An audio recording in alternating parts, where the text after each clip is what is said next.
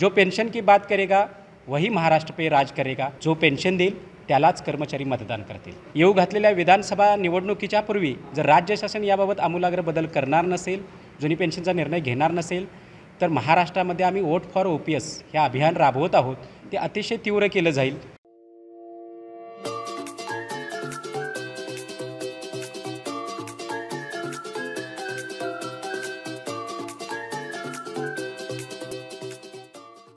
केंद्र शासनाने पेन्शन योजनेमध्ये आमूलाग्र बदल करणार असल्याचे सूचित केले होते, पण नुकतेच खासदार शिंदे मॅडम यांनी जो प्रश्न विचारला होता केंद्र शासनाला, त्या अनुषंगाने केंद्र शासनाने कोणताही बदल करत नसल्याचं स्पष्ट केलं आहे। खरं तर अत्यंत खेदजनक बाब आहे। सातत्यानं कर्मचाऱ्यांची एकमेव एक मागणी आहे की 1 नोव्हेंबर 2005 नंतरच्या कर्मचाऱ्यांना जुनी पेन्शन योजना लागू व्हावी, पण केंद्र शासनाकडून अपेक्षा असून देखील त्यांनी कुठल्याही प्रकारचा निर्णय घेतलेला नाही।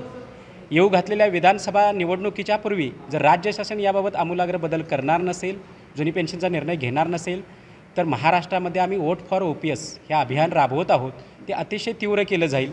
महाराष्ट्रामध्ये आम्ही हा स्पष्ट संदेश देतोय, जो पेन्शन की बात करेगा वही महाराष्ट्र पे राज करेगा।